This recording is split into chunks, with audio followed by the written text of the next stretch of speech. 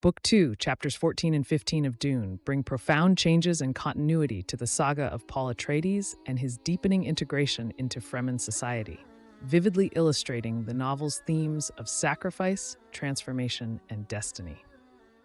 In chapter 14, the narrative develops around Paul, his recent Fremen ally Stilgar, and their arrival at Sietch Tabr, a pivotal location within Fremen culture. The grief of Liet Kynes' death heavily shadows their arrival, profoundly affecting Kynes' daughter, Chani, who shares a burgeoning connection with Paul. The Fremen's strict customs and social structures immediately impose new responsibilities on Paul as he learns that he has inherited Jameis's widow, Hara, and her 2 sons after defeating Jameis in combat. Despite Hara's willingness to adapt to her new situation, showing no resentment towards Paul for her husband's death, Paul carefully chooses to accept her as a servant rather than a wife, showcasing his respect for Fremen traditions while navigating them with his moral compass and political astuteness. As Paul settles into Sietch Tabr, he and Hara witness the preparations of many Fremen to flee the Sietch due to the threat posed by the hunting Sardaukar forces. Their journey through the Sietch enables Paul to observe various facets of Fremen life, including their educational practices. The chapter ends with Paul pondering over his loss and Chani's whereabouts, emphasizing his human vulnerability and introspective nature amidst the overwhelming changes enveloping him. Chapter 15 dramatically elevates the narrative by focusing on a seminal event in Fremen and Bene Gesserit history, as Jessica, Paul's mother, undergoes the perilous trial to become a Fremen Reverend Mother.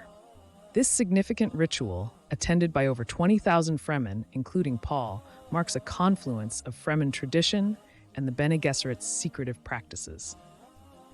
Jessica's challenge involves mastering the water of life, a deadly poison that she must internally transmute to survive.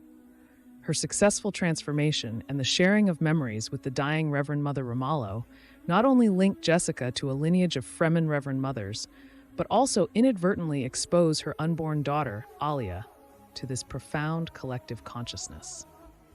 Jessica's journey through the trance-induced state reveals critical insights into Fremen history and the cosmic significance of the water of life, connecting her deeply with the planet Arrakis and its inhabitants.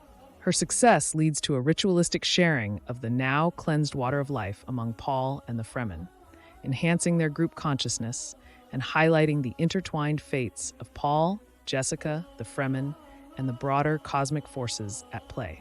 Paul's renewed prescient visions during this event solidify his emerging role within the Fremen community and hint at the tumultuous path ahead.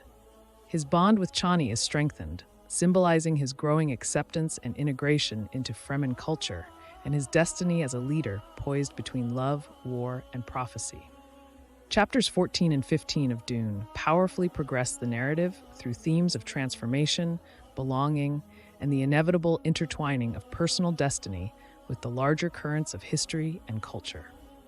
These chapters underscore Frank Herbert's adeptness at interweaving complex characters, intricate societal norms, and profound philosophical inquiries into the fabric of an expansive and immersive story, setting the stage for the challenges and revelations that lie ahead.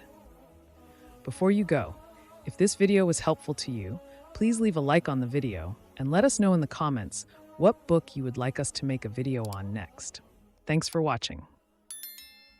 This has been another Bookly Crash Course.